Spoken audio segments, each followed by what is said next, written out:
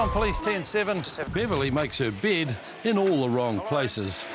What are you doing in this car? Sorry, I didn't know it was somebody's car. You didn't know it was somebody's car? No, I'm sorry. Is it your car? No. Yeah, it's obviously somebody else's car then, isn't it? If it's not yours. It's open.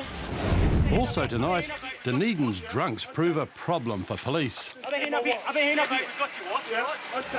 Sam smashes a toy shop window and can offer no explanation. What, were you thinking of grabbing something out of there, or?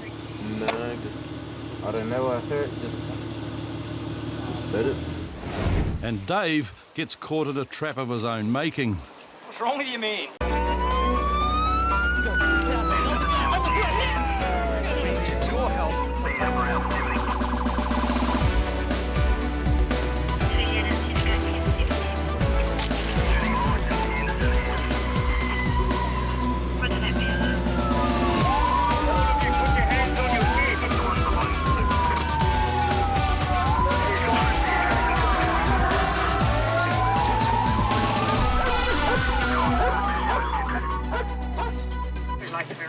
In Hamilton, Constable Chris Mankelo has spotted someone sleeping on the street, and whilst that's not an offence, the location they've chosen has given him cause for concern.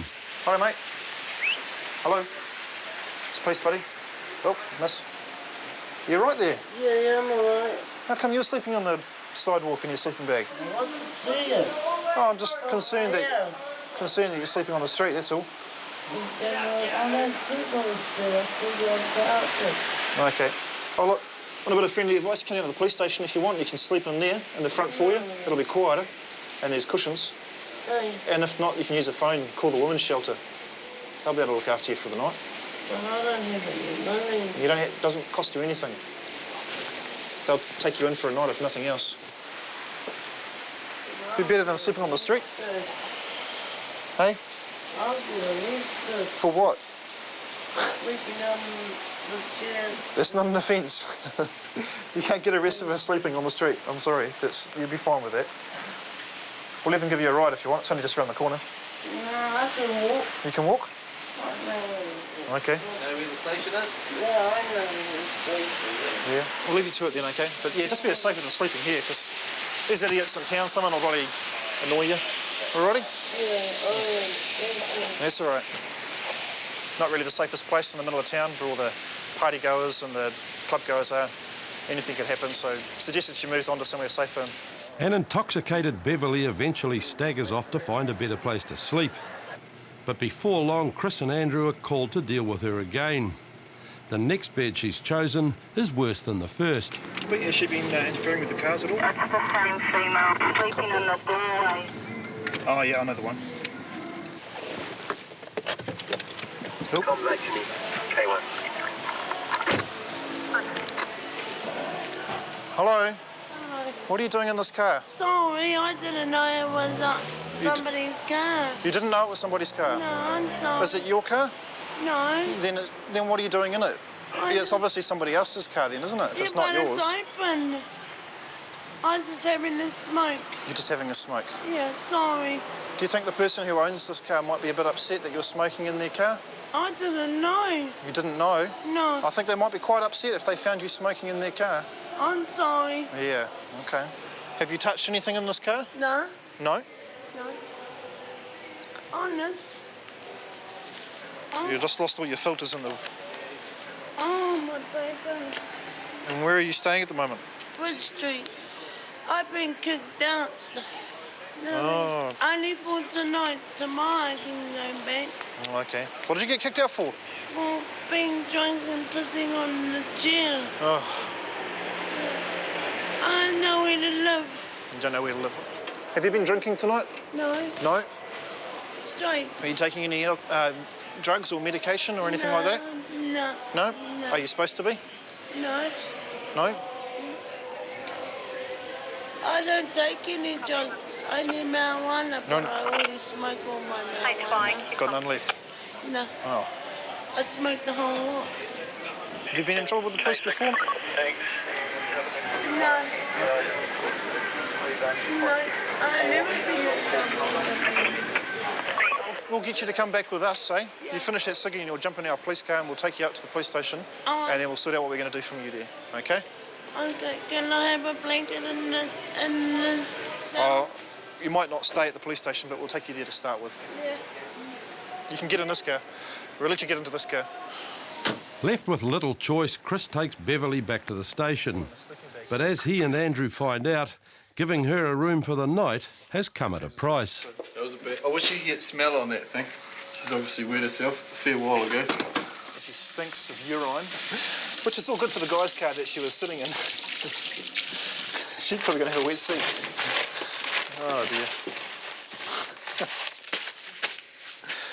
After a good night's sleep in the cells, a well-rested Beverly was given a warning for unlawfully entering the vehicle before being released. It's Saturday night in Dunedin and Constable Alistair Gold is on night patrol when he spots a man urinating in the doorway of a bank.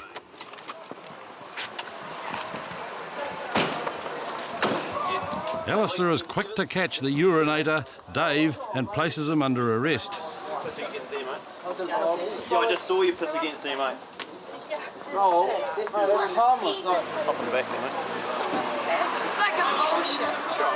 It's not bullshit. Dave's protesting mates momentarily divert Alistair's attention, and Dave sees this as the ideal opportunity to do a runner. Come here. Yeah, sure. Can you climb over, mate? What are you doing? You having another pee or what? But this public urinator has fallen into a trap of his own making. In his haste to leave the scene of his crime, Dave takes a shortcut through a backyard. Unfortunately, this isn't such a good idea. The backyard is a sunken garden, and Dave's escape plan comes to a humiliating end. Climb up, mate, the bricks. Climb up the bricks. Here, mate. Here's the other. The only way out of this is up. Alistair is joined by Constables Jamie McDonald and Nigel Gilbert to assist the escape artist out of his dilemma. But Dave is having trouble following sensible instruction. Now climb up. Quick. Come on. What's wrong with you, man? I'm trying to climb up. You never learnt to climb. No, Come on. Stop pissing around. it's hitting my right arm. Well, Yeah, I tried to. come on. Go. I'm trying to, bro. Use your feet. Use your feet, boy. Come on, guys. Come on. Bro, no, you know you don't. Go away. Go away. No, I was trying. Right, see that tree over there, mate? Go to there. Climb up it. See where those guys are? Come on. There's a branch here, fella. Dave takes Alistair's advice and he rediscovers his climbing skills. Yeah, just hit the deck. I've seen you before. What's your name? What's your last name? Maybe I haven't. Just get my foot over this. Yeah, mate. Yo, landscape. Did he get that message from Beverly? Turn around, mate. Once you get down. Dave's reluctance to cooperate with the police starts to try Alistair's patience. Do it now, or I'll drag you down there. Turn around. On your back. Anybody just watch out. Heading back there to take assault completely. What's this for? Well, now you're actually being charged with escaped custody, as well as offensive behaviour. Being against that wall there and the main street. Yeah, and you're under arrest at that stage, and you've done a runner. You can't believe that. Well, should we go back and have a look where you pee? 1919. We should. Yeah, no, I don't think we're going to. Because I've seen what I've seen. Your friends actually for getting you another charge. Because me, I didn't cuff you for a start, and look what happened. True. Just hop in the back, watch your head when you get in. That's it. Good stuff. On the way to Dunedin Central, Dave realises how foolish he's been. What a dick, eh? What an absolute cock. Can't believe I pissed on the street. I just couldn't believe I got arrested. But he seems confused about his offending. So all this pee all over the street. There wasn't any pee over the street. There was. Right on this corner here. Now, you know, that's actually corner? That corner there, now that's a bank. What do you think people that go to the bank on Monday or whatever don't want to smell pee, do they? When they go into the bank? Or, you know... Since it's a satellite, I'm pretty sure it'll be dried up. It'll be dried up, but it might still stink. No. Can't believe it. Have you been arrested before? It's my second time. Second time, yeah. Yes. Actually, for peeing the first time. Oh, was it? Yeah. For peeing and you didn't learn? Yeah. You wouldn't believe You can't believe that you actually peed the second time. Well, can you unlock the handcuffs? Or? I will when we get back to the station. Well, I'm pretty sure I'm not going to run when the moves. Yeah, no, the station's just here, mate, so you're not far away. Right. You right to get out? Feet first, that's it. Right, we're taking this extra precaution because you've done a run. Just this way. Dave was charged with offensive behaviour and escaping police custody. At his court appearance, the judge discharged him without conviction. Okay, we're off to the Octagon now. There's a bar in there called the Terrace bar. We've got 2 aggressive males there refusing to leave. We'll probably go in numbers because it's sort of the big sort of bar area of Dunedin. And sometimes, you know, you can get one guy might spark a few off, so we'll go in there with a few numbers and just see what we've got. It's been a busy night in Dunedin, and even before Constable Nick Lee arrives, he gets a taste of the drunken state the local wildlife is in. Just going to go and just check on the sobriety of the patrons, especially when they get like this one. Hey! Dunedin! Yeah, so just make sure there's not too many characters like this around and we'll be fine. Kids like this, you know, one of a kind. All right, see you later. One of a kind. Leaving the befuddled drunk behind, Nick joins the other officers at the Terrace bar, where police are already dealing with the troublesome pair who are refusing to provide details for a trespass notice.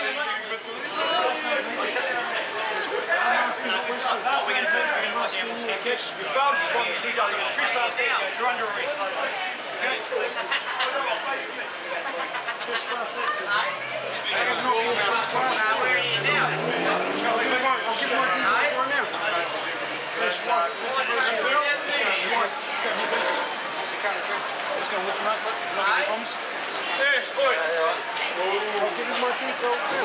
But Jim's eventual decision to cooperate is too little too late, and as his rights are read, his mate John decides to protest in a more physical manner. I've been up here. We've got you, what? Yeah, okay. Hey, Chris. Hey, can you tell me... Just jump in there, mate. Get your head down. Get your head down. By the time they get back to the station, John has calmed down and accepts his charge of disorderly behaviour, but Jim's now disputing that his arrest was justified. To be able to issue you with a notice, they need your name. To be able to write it on the notice. They didn't ask me to trespass. I wasn't trespassing at the time. They didn't ask for details.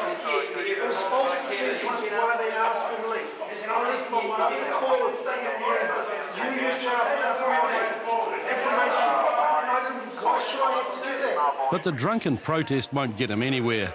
Jim's already earned himself an evening in the cells, and later in court he would receive a conviction for failing to supply details and trespass. But as Jim finally accepts his night's reached an unhappy end, the police shift heats up and Nick's called to aid another unit in pursuit of a stolen taxi van. If there is any unjustified risk to any person, you are to abandon pursuit immediately. Do you understand?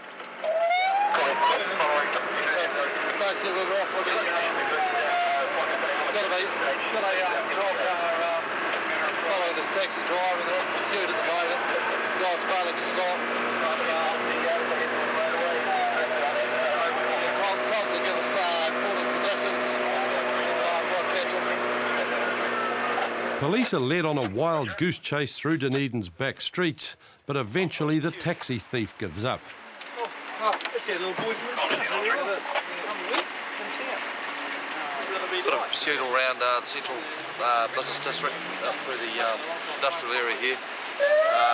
Looks like it was only one offender, but it may be that he's dumped off a whole heap of other guys. So yeah, we'll take it back to central. He's under arrest, and we'll have to put the announcement about what he's been up to tonight. Constable Hugh Tate accompanies Paul back to the police station, and on the way there he reveals how the theft was an emotional reaction to being dumped. When I was in that sort of a fucked off mood and half pissed, so I just done it. And there was a taxi just left there going with the keys in it, so I just jumped in and drove off. Done it running from the police. I wasn't out there to cause trouble, just wanted to drive a vehicle, so the result of the blood test may be used. But Paul's desire to drive away his relationship woes has left him with a whole raft of new problems. Just completed the breath test. He's blowing 600 milligrams of alcohol per minute breath. Paul's only 18 years of age, so the maximum level is 150, so he's 4 times over the limit for someone of his age. He's also a disqualified driver, so he shouldn't be driving anyway. And he's also stolen the taxi, obviously, so hasn't been his night so far. You know, I can't turn back time, change what happened, so we've got to go with it. Paul couldn't turn back time, and he was convicted on charges of stealing and damaging the taxi and reckless driving. He was sentenced to 8 months in prison and ordered to pay $890 in reparations. For exceeding the blood alcohol limit, he was disqualified from driving for 18 months. Constables Joseph Pratt and Fraser Simpson are on their way to an accident on the edge of Hamilton City. 4117. A young woman's been hit by a car as she walked along the road, and she's had to be pulled from under another vehicle. Yeah. What do you estimate their speed to be at? About 78? Yes. From what I've been told by one of the witnesses, the guy driving the Commodore here has been sitting behind the white vehicle in the right-hand lane. He's moved into the left-hand lane to overtake the white vehicle on the inside, which is fine because it's double lanes. However, the girl was walking across the left-hand side of the lane, and he struck her on the front left-hand side of the vehicle. She's ended up underneath that other car over there, and they've lifted that car off her, and then basically we've arrived shortly afterwards.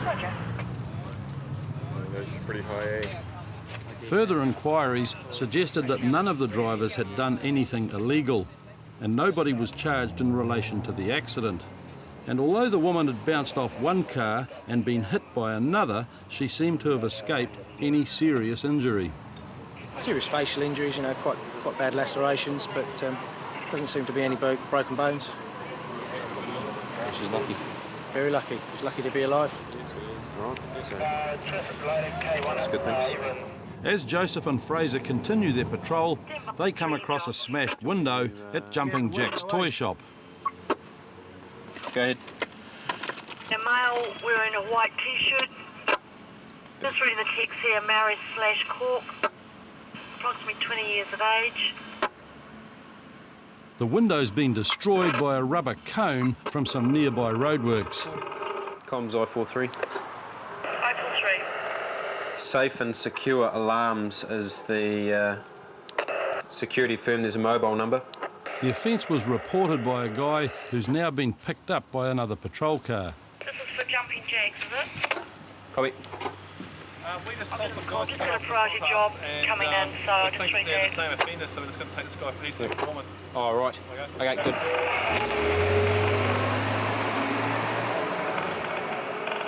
Chris has got the informant with him now and seems to think that the offender could be down Victoria Street, so he's taking him off to identify him. It's just so pointless, eh? You know, you're walking home after a good night or whatever and then throwing a cone through the window. And then, you know, this place here obviously would probably struggle to stay open, you know, with the old warehouse and all those sort of things, and then they're going to fork out for a window that I'd say costs about $1,000. At least, yeah. It only takes a few minutes for the other patrol car to return with the offender. His name's Sam, and he's had far too much to drink. What was his guts were there? Just not too sure. Hey? Not too sure. You're not too sure? Thinking. Yeah. Pretty big window, eh? Be an expensive one to repair. Be an expensive night out for you. Unfortunately, one of those things that alcohol seems to do to people, eh? Hey, what did you take out of there? Anything? Just put the can through it and then soon as I had it smashed, it was around. Oh, yeah. What, were you thinking of grabbing something out of there, or? No, just, I don't know what I thought, just bit it. Yeah. Well, who else was with you, mate? No, just by myself. By yourself? Okay. You kind of, if you get the rego number for that van, you might be able to give them a right. back call. Well, he's saying he didn't take anything, so... I mean, do you believe him? Sorry? Oh, yeah, he's admitted he smashed a window, but he said he didn't take anything from there, so... We've got some, With Sam on his way back to Hamilton Central, Joe and Fraser are left to look after jumping jacks. Yeah, we can't really leave the premises, you know, because someone can just walk along and grab their builder's tool set and their Minolto parking set. So we just wait here and make sure nothing gets taken out of the shop, wait for the glazier to arrive, get the premises secure. That's about all we can do tonight. Yeah. The offender, Sam, was convicted of willful damage and ordered to pay compensation for a very expensive window. So what's your estimation that the replacement cost him? Well, I think a couple of $1,000. $2,000, you reckon? Next week on Police 10-7, Rotorua Police deal with a tangled triangle of love and trespass. I want to get him. He's my man. Yeah. What's your name? He's been playing around with it. Play-fighting Scarfies are caught out by Dunedin Police. You're going to come back to the station with me. Yep. All right, you're under arrest for disorderly behaviour. Just me? Oh, and one of your mates is. And Dunedin Constable Mel Aitken takes a risk in giving assistance to an inebriated student. Now, are you gonna throw up in my car if we put you in? No.